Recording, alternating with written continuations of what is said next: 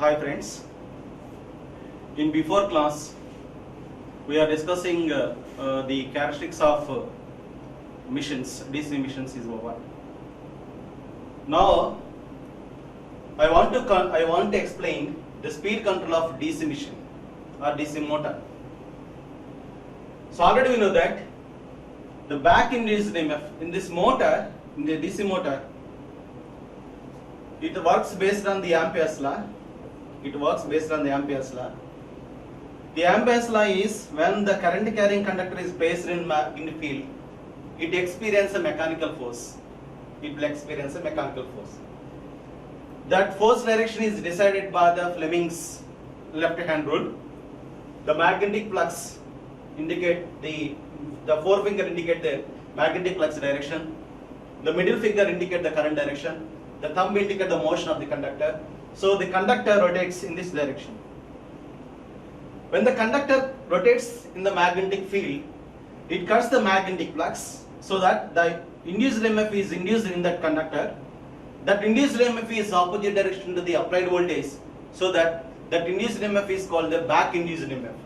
So the back induced EMF EB is equal to pi ZNP by 60 into A. Once a machine is fabricated, the number of conductors is constant, the P number of poles is constant, the number of parallel paths is also constant, 60 is also constant. So all these constants are replaced by a single constant K into pi into N. So in proportional equation, the EB is proportional to flux and speed. So now I am discussing about the DC motor. In DC motor we are concentrating on the speed and the torque. Now the N is proportional to EB by pi. EB by pi. Okay, EB by pi. Now what is the EB? So EB is equal to, if it is shunt machine, EB is equal to V minus Ia into Ra. So already I derived EB is equal to V minus IRA. Now the speed N is proportional to V minus IARA divided by pi. Now N is proportional to V minus IARA divided by pi. Now from this equation, N is proportional to V minus IARA. N is inversely proportional to magnetic flux. So these parameters control the speed of the machine. So now IA is depend upon the load. Now the speed control is conducted on the constant load. It means that the IA magnitude is constant.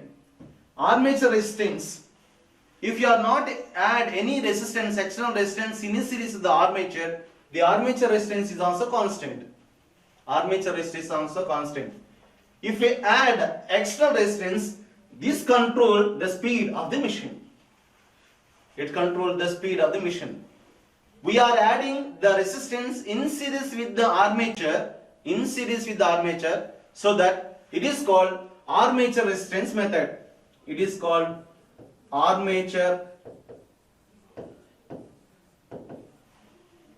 resistance method. Armature resistance method or armature control method.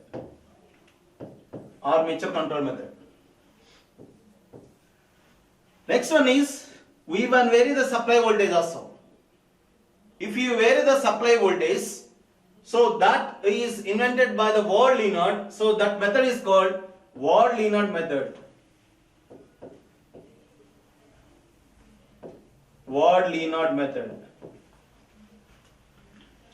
So if you maintain the supply voltage is constant, the armature resistance is constant.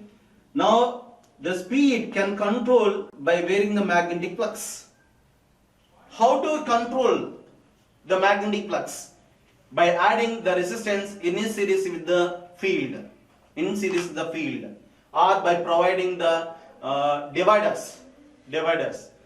So that is called field control method. That is called field control method. Field control method. Now see here, from this, the speed can be controlled in three ways. The first one is by varying the armature resistance, by adding the external resistance in series with the armature, we can control the speed of the machine. That is called armature resistance method. Or by varying the supply voltage, we can control the speed of the machine. That is called the Ward-Leonard method. By varying the magnetic flux, we can control the speed of the machine. That is called the field control method. So by using these three methods, we can control the speed of the machine. We can control the speed of the DC machine. Okay. So if you vary the supply voltage, now means N is proportional to V minus IARA. V minus IARA.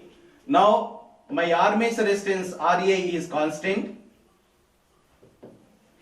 RA is constant. My flux is also constant.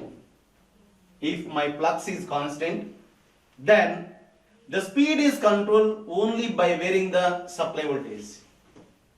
By varying the supply voltage. That method is called the Ward-Leonard method. That method is called the Ward-Leonard method. In olden days, for this control, in olden days, they use the MG set, motor and generator set, to vary the supply voltage of this motor, speed control motor. We use the motor as well as the generator. The generator, how? Okay, na generated voltage is applied to the motor for speed control. It means for speed control of the one machine, we need the two machines. Means for variable, okay, na, for variable speeds, now I need the three machines. Okay, now for the three machines, the space will be increased. Now the cost will be increased. So that in the cost, in economical point of view, this Ward-Leonard method is not preferable. But what is the advantage of this method? But the advantage is we get the accurate speed control. But it required, okay, na, more, it cost is more and it required more area. It requires more area. After invention of the power electronics devices,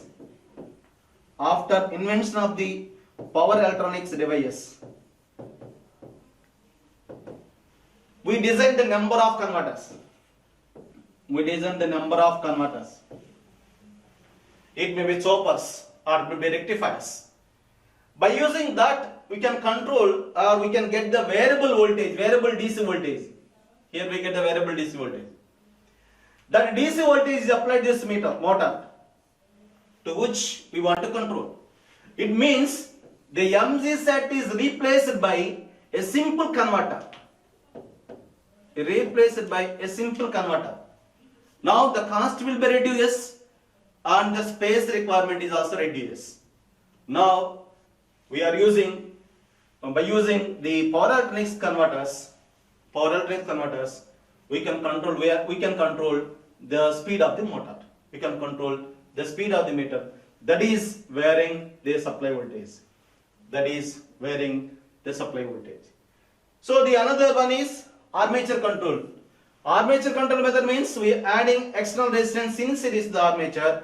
Okay, na? When you add the in series with the armature, the resistance drop will be increased. So that resultant will be decreased. When the resultant decreases, the speed will be decreased. So that in this method we get below rated speeds.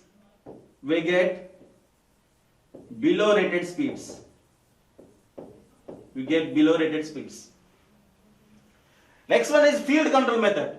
Field control method means N is inversely proportional to magnetic flux. Okay, here we can reduce the magnetic flux. Only provision is we can reduce the magnetic flux. when the magnetic flux decreases, the speed will be increases. The speed will be increases. So in this method, from this method, we can get above rated speed. Above rated speeds. So, okay na? By using wall-Leland method, in wall-Leland method we vary the only supply voltage. So in this method we get the accurate speed control. In armature control method we add the external resistance in series with the armature so that we get the below rated speeds.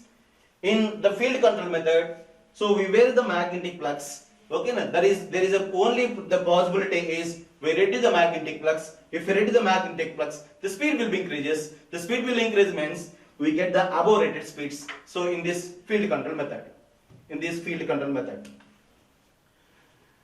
so by using this three control technique, it may be wall-Leland method or armature control method or field control method, we can control the speed of the machine, DC machine, speed of the DC machine.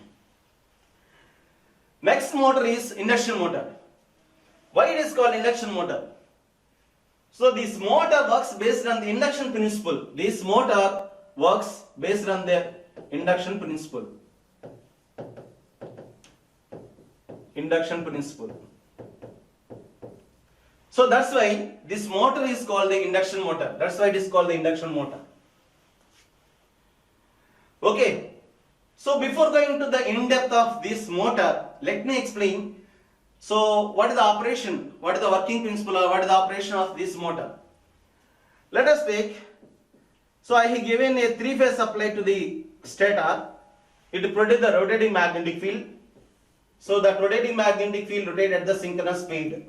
And let us assume this is rotating in clockwise direction.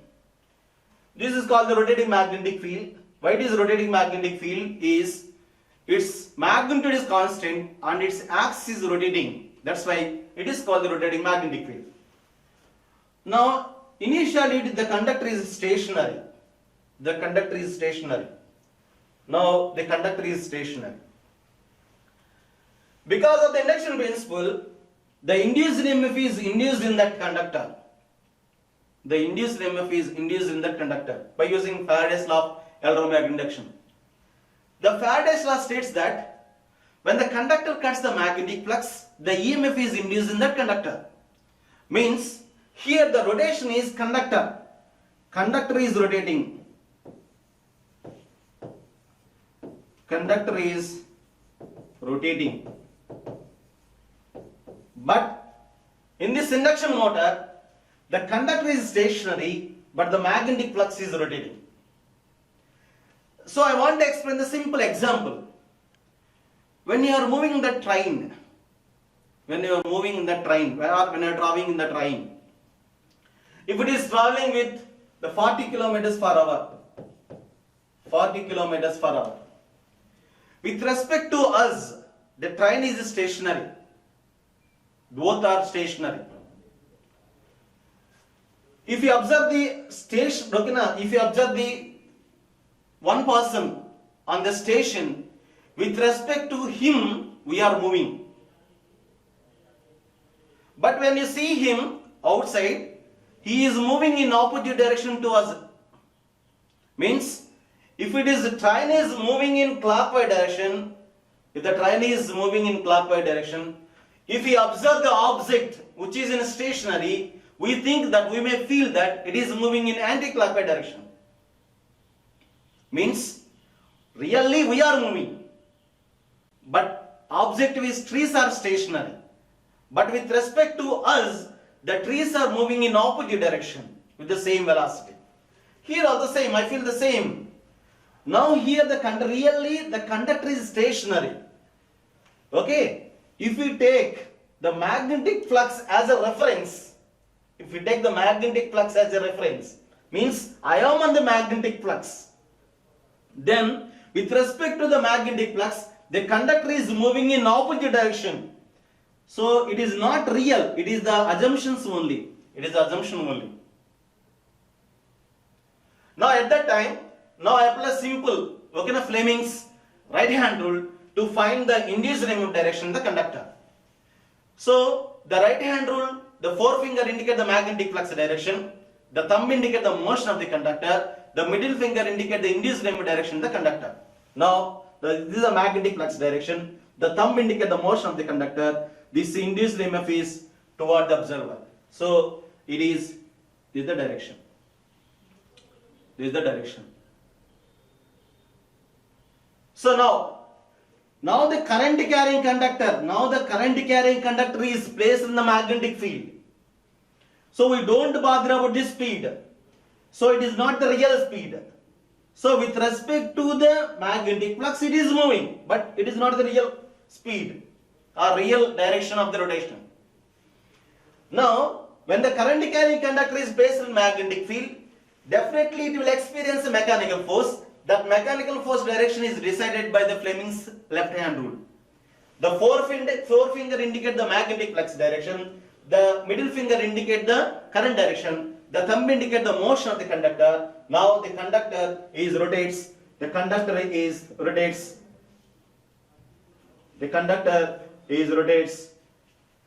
in this direction.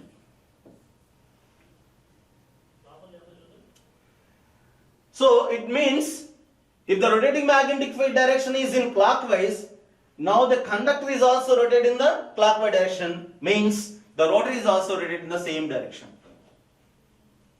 Rotor also rotates in the same direction. Now we get this induced EMF because, we get this current because of the induced EMF. To get the induced EMF, we need the relative velocity between the magnetic flux and the conductor. Then only we get the induced EMF. Then only we get the current. Otherwise, there is no current. If there is no current, there is no motion. So that this conductor rotates less than the synchronous speed. Suppose let us assume at the n speed, this n will be less than the synchronous speed. Less than the synchronous speed. That is called the slip speed. Slip speed. If the conductor is also rotated the same speed, if n is equal to ns, now what is the slip speed? Slip speed is equal to, n minus ns, it is 0. If there is no relative slip speed, there is no slip speed, there is no induced EMF. So this is the basic operation. This is the basic operation of the induction motor. So it works based on the induction principle. That's why we can say that it is a rotating transformer. Induction motor is called the rotating transformer. And it is a single excited machine. It is a single excited machine. Single excited machine. We give supply only to the stator. When we give the supply to the stator, because of the rotating magnetic field, we get the induced EMF in the conductor. Because of that induced EMF, we get the current flow. Because of that, we get the rotation in the conductor. So that's why we give the supply only to the stator. That's why it is called the single excited machine.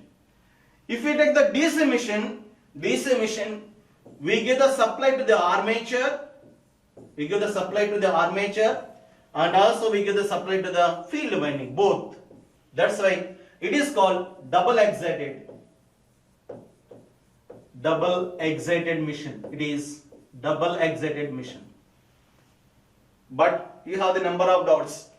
But here we are saying that it is a double excited, but really we are representing the schematic diagram of the DC machine is so like this. Like this. You may feel that it is a single excited. It is not. We are applying for our convenience, in the place of two supplies, we take the one supply. But we are exciting the armature as well as the field coils. We are exciting the two coils. That's why it is called the double excited machine. That's why it is called the double excited machine. So the induction motor is a single excited machine. Single excited machine. So now when the induced EMF is induced, we get the rotation. When you get the rotation, we get the torque. Definitely we get the torque. The torque means twisting force around its axis. Suppose, let us assume this is the axis. This is the point, center point. Now this is the object. It is moving with some with some force. The force. F is the force. Now the torque is equal to force into the radius. Force into radius. And also you can derive the torque in the DC machine. The torque T is proportional to flux into armature current. You know very well about this formula. So torque into armature current. In DC machine or DC motor, there is no reactance component. It has only the active component. There is no reactance component. So that this armature current is only the DC quantity, active component only. There is no reactive component. So when you come to the induction motor is a AC machine, so it has the reactance component and active component. Now in this induction motor, the torque is proportional to magnetic flux pi and rotor current active component. Rotor current active component.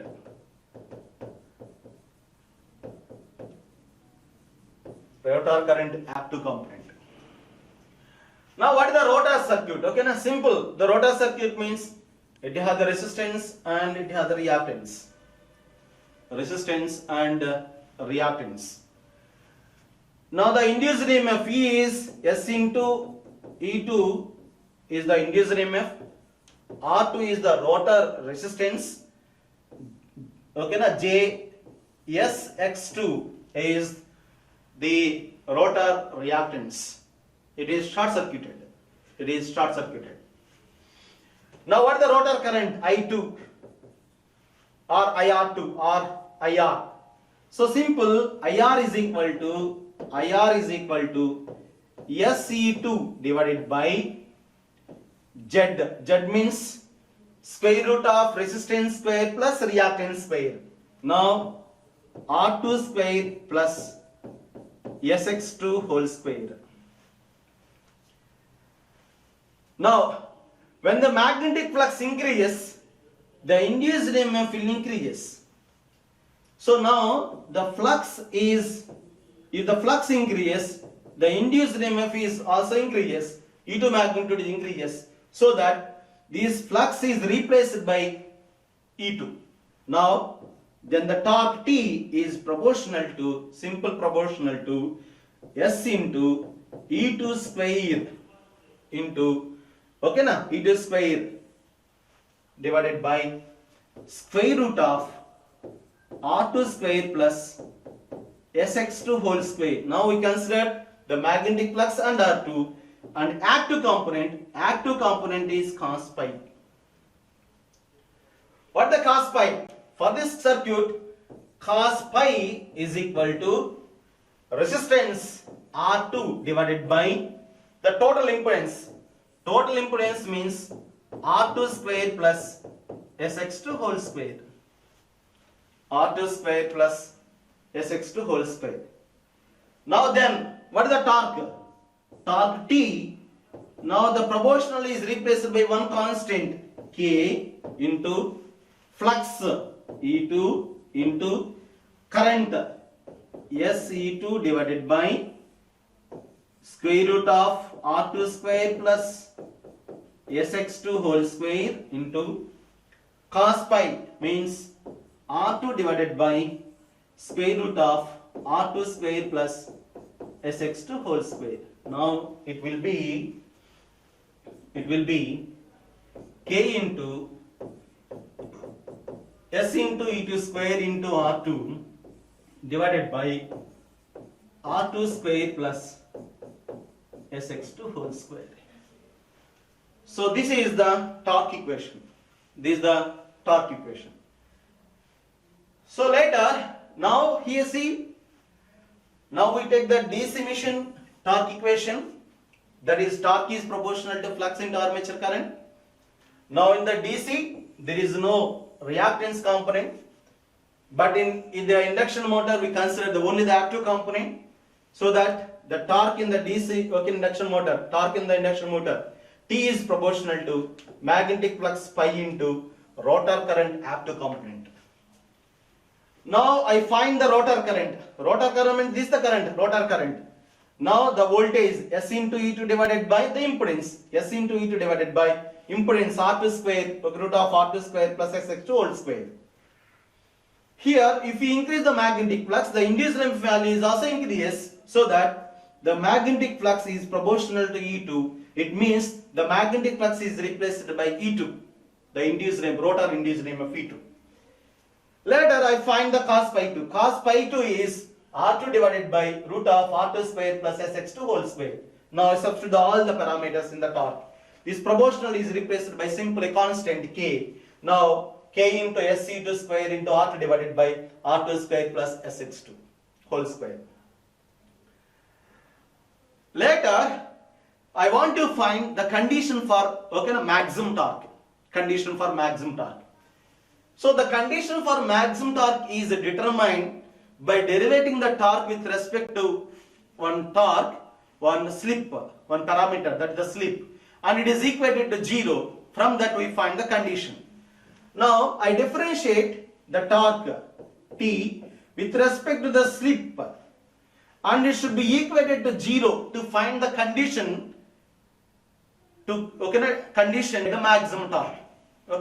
To get the maximum torque. Now what is the torque formula? Already you know that the torque T is equal to dt by ds is equal to 0. Now torque T is equal to K into S into E2 square R2 divided by R2 square plus Sx2 whole square. And now I differentiate this torque with respect to S. Now dt by ds is equal to, now it is simple d by dt of u by v, it is equal to, it is denominator has the v square, v into du by dt minus u into dv by dt. Simple formula. That means denominator will be square. Now it is R2 square plus Sx2 whole square. Next R2 square plus Sx2 whole square, and derivative of this, this term, numerator term. So it has the ds, so now it will be cancelled. Now it is K into E2 square R2 minus K into S into E2 square R2. Now I differentiate this term. Now it is this term R2 square, it has no S, means it is 0. Now S square into E2 square means 2 into S into E2 square is equal to 0. Now if we cross multiply, this denominator will be 0. This denominator will be 0.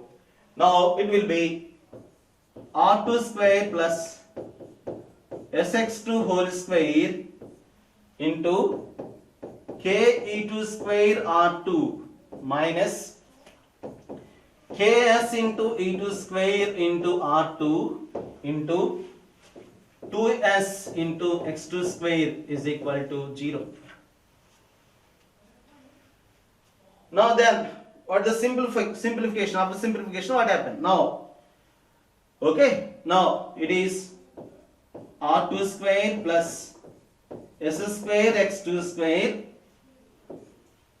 into K into E2 square into R2 is equal to Ks into E2 square into R2 into 2 into S square into x2 square. Now we have the common terms on the both sides, we cancel. Now K here is there, it is also K there, we cancel. Now here it is R2 square is there, E2 square, Here also E2 square is there. Now we cancel. Now here it is R2 is there. Here also R2 is there. We cancel. Now the ultimate equation is R2 square plus S square into X2 is equal to 2 into S square 2 into S square into X2 square. Now we simplify again. Now it is R2 square is equal to, now we move this term to this side. Now it will become S square into X2 square. Now from this what is S square? Now S square is equal to R2 square divided by X2 square. Now what is S is equal to R2 divided by X2. Now what is here? It is at which S we get the maximum torque. Now it is S max. S max is equal to R2 divided by X2. So it means at which slip we get the maximum torque. At which slip we get the maximum torque. This slip can be variable. It can move. Okay, na? It can vary. So that desired, okay, na? Desired position. If we change the resistance and reactance, we can get the position at which we get the maximum torque. Now what is the maximum torque? Now simple. In this torque equation, I replace the S with S max. Now T max is equal to, now it is K into S max, simple. Now I want to delete everything. Later I will write. Now it is T max is equal to K S max E2 square R2 divided by R2 square plus S max square into X2 square. So already know that S max is equal to R2 by X2. Now I replace. Now it is K, it is R2 by X2, it is E2 square into R2 divided by R2 square plus R2 square plus R2 square by X square into X square. Now X square will cancel. Now R2 will multiply. It will K into E2 square into R2 square X2 divided by 2 into R2 square. Now R2 square will cancel, and not here it is X2. Now what is the equation? It is K into E2 square divided by 2x2. Now the maximum torque, from this we can say the maximum torque independent of slip. It is not depend upon the slip. The maximum torque magnitude is not depend upon the slip, but at which we get the maximum torque, that is depend upon the slip. Okay, next. The maximum torque is inversely proportional to x2. These are the observations. So we observed in the maximum torque. Maximum torque conditions. Later, I want to find the ratios. Of the full load torque to maximum torque, starting torque to maximum torque. Now already we know that the torque T is equal to K into S into E2 square into R2 divided by R2 square plus S square into X2 square. Now the maximum torque T max is equal to K into E2 square divided by 2x2. These are the formulas we know very well.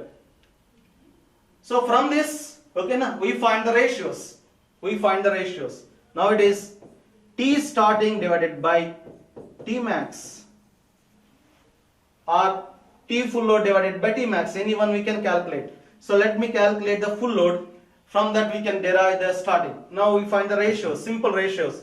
Now it is Ks E2 square R2 divided by R2 square plus S square X2 square into the reverse 2x2 divided by K into E2 square. Now K will cancel. Now E2 square and E2 square will cancel. Now the equation is S in 2 into S into R2x2 divided by R2 square plus S square into X2 square. Now divide the numerator and the denominator with x2 square. Now then what happened? It is 2 into S into R2 divided by X2 divided by, now it is R2 square divided by X2 square plus S square. Let us assume the R2 by X2 is equal to some constant A. Then this equation will become 2AS divided by, suppose let us assume the slip is full load slip. So S full load divided by S full load whole square plus A square. Now the ratio is the T full load divided by T max is equal to 2A S full load, okay na, S full load divided by S full load plus A square. S full load is the slip at full load condition. So from this I want to derive the ratios of T starting divided by T max. So at the starting the speed n is equal to 0. Now the slip, okay na, slip S is equal to ns minus n divided by ns. Now what is the value? It is now ns divided by ns. Now it is 1. Now in the place of the slip I replace with the 1. Simple it is. Now it is 2a divided by 1 square plus a square. Now it is 2a divided by 1 plus a square. Okay, 1 plus a square. Now here in this, first we discuss the speed control of DC motor. Okay, it is 3 types. One is the wall linear method, the second one is the armature control method, the third one is the field control method. Next, the induction motor is the AC machine. It works based on the induction principle. That's why this motor is called the induction motor. In this induction motor, the rotor is rotates nearer to the synchronous speed. So because of that, in this EMF we get the current flow. Because of that current flow, we get the torque. The torque is depend upon the magnetic flux and the active component of the rotor current. So we find that torque T is equal to K into E2 S into E2 square into R2 divided by R2 square plus S square into X2 square. Later we find the maximum torque condition. The maximum torque, from the maximum torque condition we find the slip at which we get the maximum torque. That S max is equal to R2 by X2. Now from this we find the maximum torque. The maximum torque is only depend upon the X2. It is not related to the resistance. It is not depend upon the slip. Later we find the starting torque and the maximum torque ratios, and full load torque and the maximum torque ratios. Thank you.